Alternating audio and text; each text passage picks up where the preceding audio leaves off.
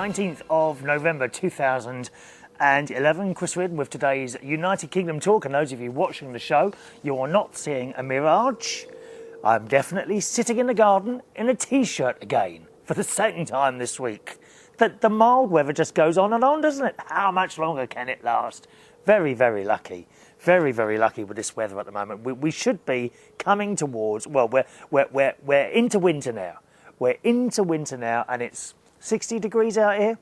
Quite nice. Mind you, I was talking to my friend in Sydney last night, actually, while I was at work, and he told me they were just about to go down to the beach, and it was 28, so 28 centigrade. What's that, 48, 51, 52, so it's around about 80, 82 in Sydney. So the weather is slightly better there if you're thinking of going on holiday, but it ain't bad. It ain't bad, I'll tell you that. Thursday, I wasn't with you Thursday and Friday. Thursday, I was at Ron's, went to visit my friend and his new cat, and I've done some little video of that, okay? Not on this show, I'll show you it on another show when I'm back in the studio, okay? And yesterday, Friday, it was my mum's anniversary. Yes, 11 years she's been gone now, and if you've lost someone, don't you know how the time flies?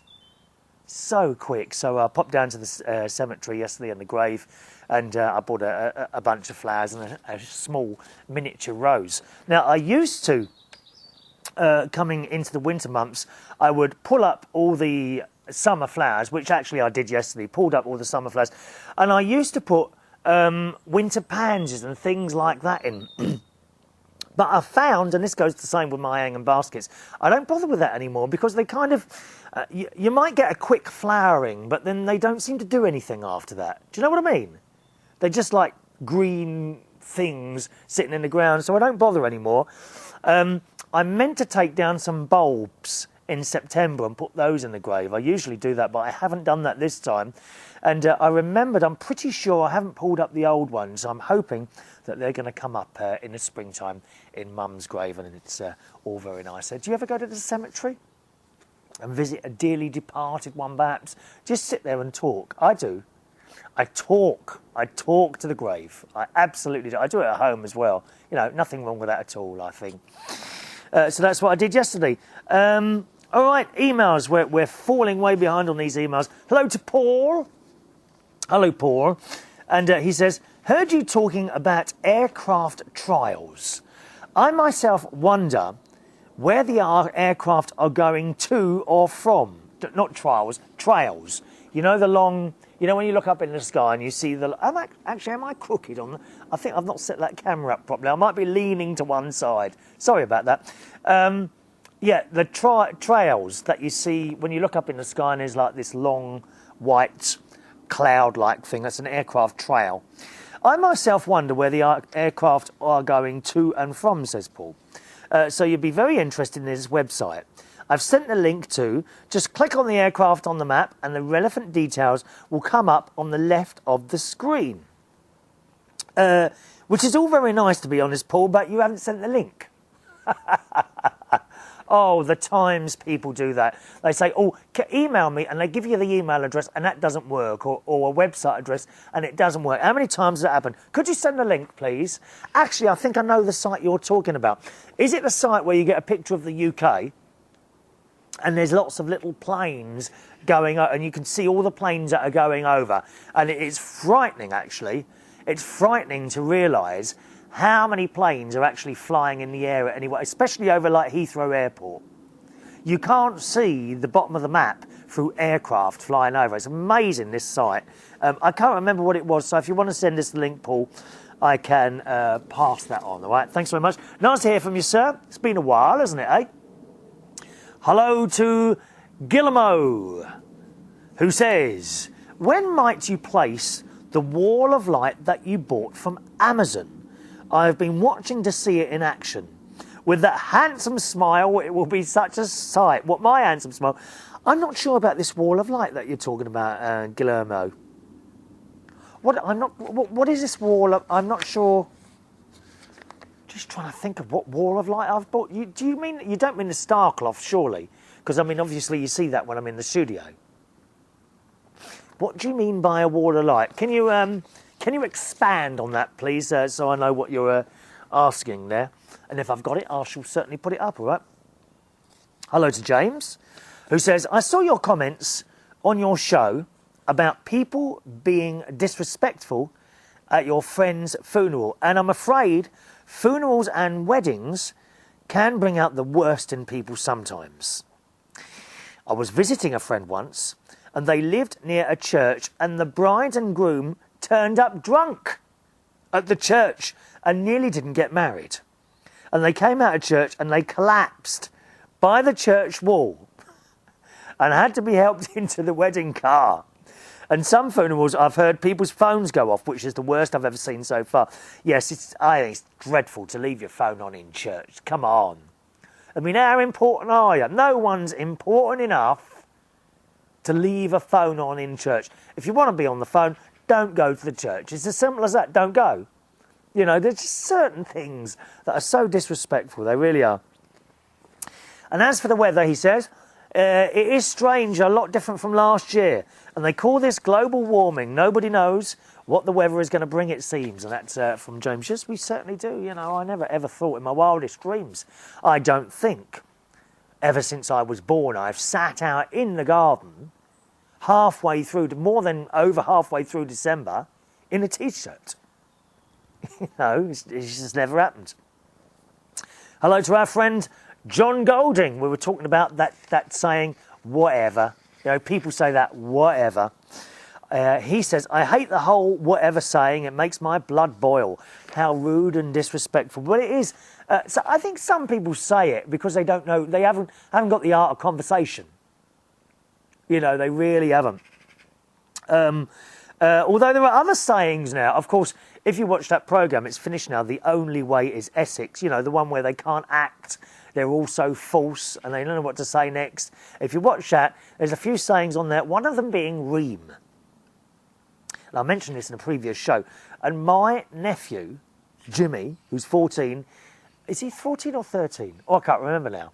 He's getting to that age. He's getting to the rebellious teenage age now, I think, boys and girls.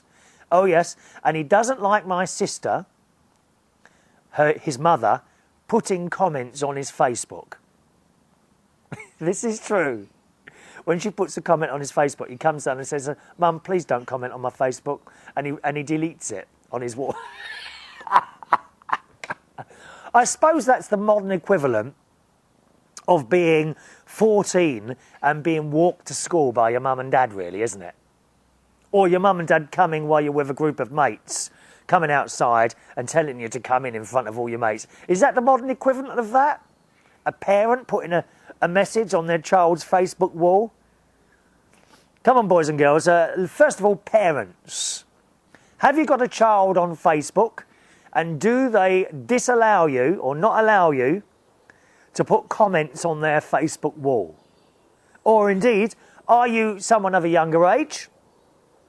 And do you not like it when your parent puts something on your wall? Do let me know. The email address is chris@unitedkingdomtalk.co.uk. Your comments on that. Hello to Sean, who writes, here's the video of George Gerasomu.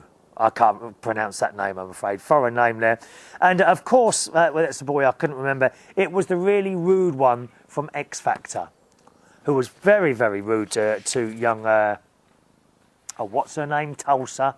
She's got a funny name, but she's a lovely girl. And he was really rude to her on there, so thank you for that. Hello to Lauren. Now, Lauren is one of my karaoke people. She comes down to the karaoke I do in Belushi's in Borough, near London Bridge, every Monday and Wednesday between 10 and 2 o'clock. And Lauren writes, you should get a double-decker bus and turn it into a pink karaoke bus. Now, we're liking the sound of that, Lauren. I can't lie to you. We are liking the sound of that, my darling. All right. And one more email today, again from James, who says, hi, Chris. FIFA didn't want the poppies on the T-shirt. We were talking about the whole poppy thing last week. But said it was okay at the suggestion of poppy on armbands. there were reports that FIFA didn't want poppies on shirts as it could cause political problems as extremist countries have their logos, etc. Well, yeah, I see what you mean there. I have their logos, and if this is the case, what has happened, and I think the war dead from all wars should be remembered. Well, they should be. You know, this is why half of Europe is walking around free. Because of a lot of what our soldiers did all those many, many decades of years ago now. You know, just because it's like nearly 100 years ago doesn't mean that we should forget it then. We are here free because of them. You've got to remember that. Let's have a look here. It seems to be making a comeback, Remembrance Day, as even 10 years ago it wasn't as popular. Yeah, I've noticed that. There seem to be more people now supporting the Remembrance Sunday. Indeed, outside the church where I go on Sundays, just up Bracknell Town Centre now I go, and there was a little memorial service there Sunday. It was quite busy in the town square. As for Europe and the debt crisis, it seems the media are having a field day with it. I even hear that there could be a two-tier Europe. Well, yes, they are talking about that. And what's my opinion? I just feel that the Germans want it all. You know, they want to run Europe. And it seems very little of the other countries are actually standing up. A few of them are now, and it does seem to be gaining momentum. You know, that's how I feel. I feel like that they want to run all the money and all this, that and the other. And indeed, there's been some more on the telly yesterday, Friday, when David Cameron met the German woman. What's her name? Miko. Actually, I quite like her. I do, she comes across as quite a nice person. I quite like her. But he's standing up and they want us to put more money in to help the countries that have got the debt. And, you know, it's not why? Why should we do that? Indeed, on a programme, LBC, the other night, they got people to ring in, should we help other countries who have now got huge debts?